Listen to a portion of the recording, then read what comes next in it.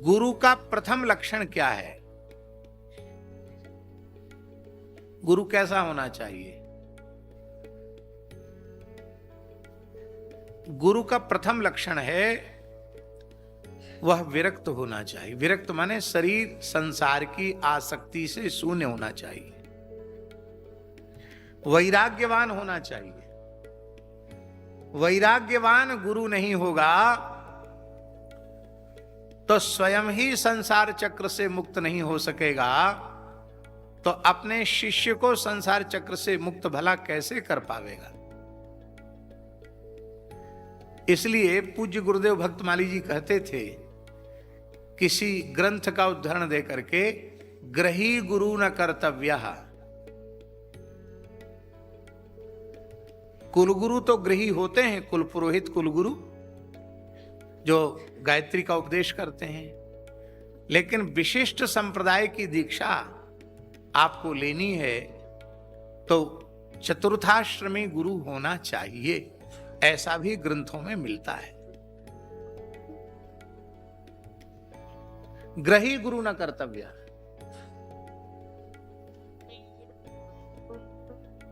व्यक्ति कल्याण नहीं करता है, उसमें उत्पन्न होने वाली श्रद्धा ही कल्याण करती।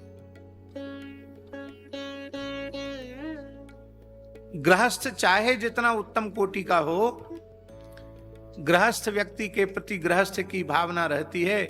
जैसे हम घर गृहस्थी वाले हैं, ऐसे गुरुजी भी तो लड़के बच्चे वाले हैं, वो भी नाती पोते वाले हैं। बस ये थोड़ा सा उनको ज्ञान ज्यादा है, हमको थोड़ा कमती है, ये कहीं ना कहीं भावना मन में रहती है।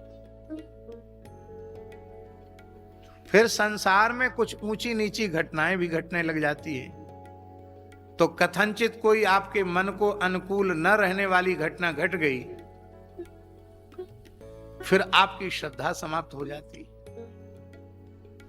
जब आपकी श्रद्धा समाप्त हो जाती है, तब आपको लाभ जो कुछ मिला था वो तो गया सो गया, और उल्टे हानि हो जाती है कि फिर सबके प्रति अश्रद्धा का भाव आपका दृढ़ हो जाता है। इसलिए गुरु का वैराग्यवान होना अत्यंत आवश्यक है।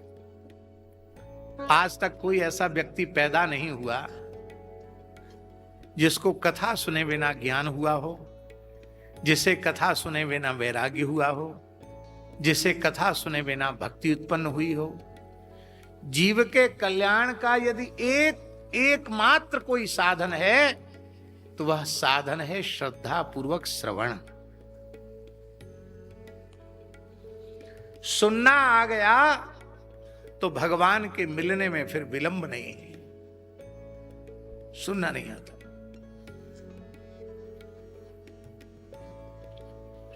कथाओं का स्वरूप भी ऐसा हो गया है कि कथाएं के केवल मनोरंजन का साधन बनकर रहेगी। अरे भाई, मनोरंजन के तो बहुत से साधन संसार में पहले से उपलब्ध हैं, वो कम पड़ गए क्या? कथा मनोरंजन का साधन नहीं है, कथा आत्मरंजन का साधन है। इसे मनोरंजन नहीं, इसे आत्मरंजन होना चाहिए। कथा सुनकर शरीर संसार से वैराग्य नहीं हुआ और भगवान के चरणों में प्रेम नहीं हुआ, तो समझ लेना कथा सुनी ही नहीं गई। कथा कहकर शरीर संसार से वैराग्य नहीं हुआ, भगवान के चरणों में प्रेम नहीं हुआ, तो समझ लेना चाहिए कि कथा कही ही नहीं गई। वो कथा का अभिनय है, कथा का व्यवसाय है, वो सुता वो कथा नहीं।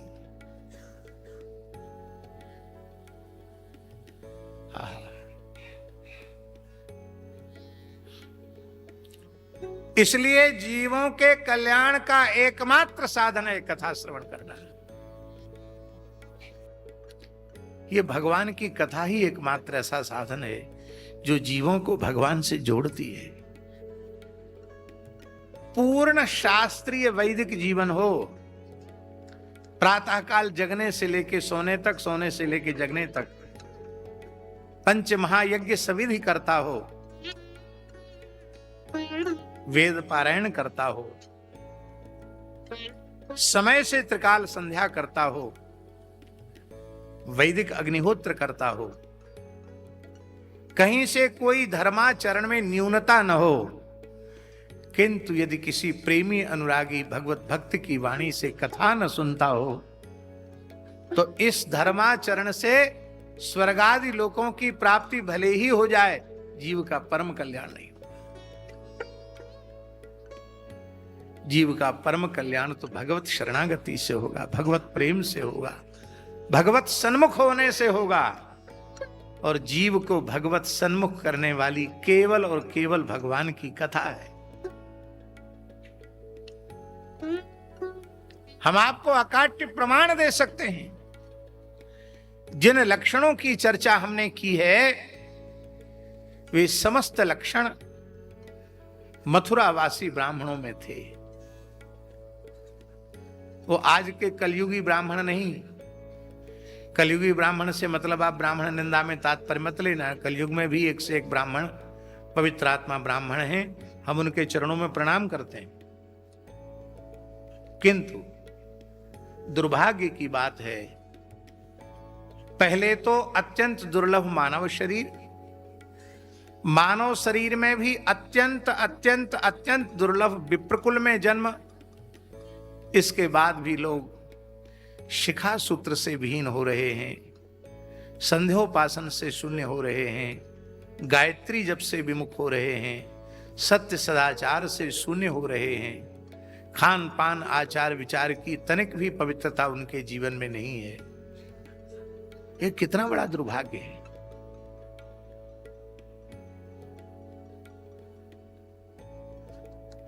बहुत बड़ा दुर्भाग्य है। आज ये स्थिति है ब्राह्मण। पर जो कृष्णावतार का काल है, जब आज के 100-500 वर्ष पहले भी ब्राह्मणों की ऐसी स्थिति नहीं थी, तो आप कल्पना कीजिए 5,500 साल पहले कैसे ब्राह्मण होंगे। आप विचार कर सकते हैं। हमारे पूर्वाश्रम के पितामह अपने पितृचरण के संबंध में, प्रपितामह के संबंध में कहते थे कि कोई किसी तीर्थ में जाकर वो पढ़ने नहीं गए, अपने घर में ही जो वेद व्याकरण आदि की पढ़ाई हुई वो कर ली उन्होंने। सीधे साधे सरल ब्राह्मण थे। बस निष्ठा ये थी, पूरे जीवन 1 सहस्र गायत्री का नित्य जप किया और समय से त्रिकाल संध्या। उनकी बैलगाड़ी में भी उनका सामान रहता था। मध्याह्न स्नान का समय हो गया तो तुरंत स्नान किया, फिर संध्योपासन किया, इसके बाद आगे बढ़ेंगे। कभी नित्य कृत्य में चूक नहीं हुई। दिव्य भव्य स्वरूप था। तो बताते थे वो कि बहुत बड़े कोई न्याय व्याकरण वेदांत आदि के प्रकांड पंडितों ऐसे नहीं थे, लेकिन जिस पंडितों की सभा में वे जाकर बैठ जाते थे उनके सामने लोग बोल नहीं पाते थे। उनके आभा मंडल से, उनकी आभा प्रभा से, उनके ब्रह्मत्व के तेज से लोग हतप्रभ हो जाते थे। बड़े बड़े पंडित उनके सामने बोल नहीं पाते थे कि इनके सामने हमको बोलने की हिम्मत नहीं होती। और किसी को डराते धमकाते थे क्या?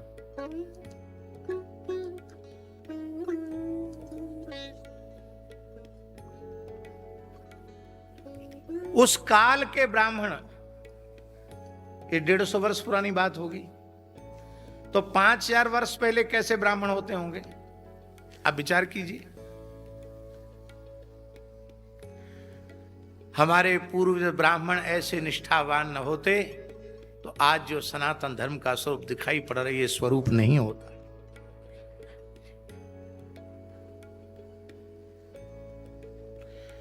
और वे ब्राह्मण, मथुरा के ब्राह्मण त्रिकाल संध्योपासन करते हैं, आहताग्नि है, अग्निहोत्री है, वैदिक हैं, श्रौत यज्ञ कर रहे हैं।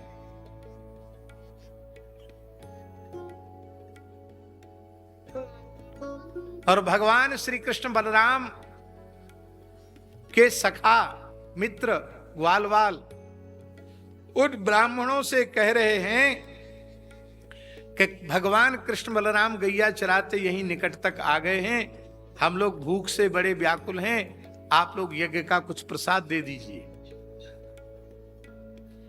और वे सबके सब ब्राह्मण जानते हैं कि भगवान का अवतार हो चुका है, वो श्री कृष्ण कोई बालक नहीं है, साक्षात परब्रह्म परमात्मा है। उनके दर्शन की इच्छा भी उनके मन में है। लेकिन सुखदेव जी कहते फिर भी उन ब्राह्मणों ने कुछ नहीं कहा, ना हां कहा ना कहा। क्यों? न दौड़कर दर्शन करने गए, क्यों? कंसाद भीता न चाचलन, स्पष्ट मूल में लिखा है। कंस के डर के मारे कुछ बोले नहीं, वहां से गए भी नहीं।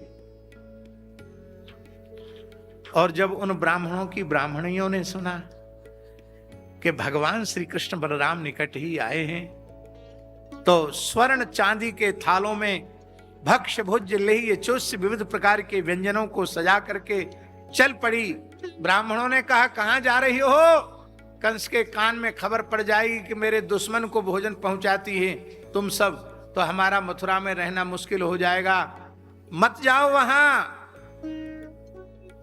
वो मानी नहीं। तब ब्राह्मणों ने खींच कर कहा, जा रही हो तो जाओ, लौट के मत आना। यह भी उन्होंने परवाह नहीं की कि यदि ये नहीं स्वीकार करेंगे तो हम कहां जाएंगी। वे सब के सब चली गई और भगवान श्री कृष्ण को प्रेम से जिमाया। और वहां से जब लौट के आई तो उन ब्राह्मणों ने अपनी पत्नियों को दंडवत किया।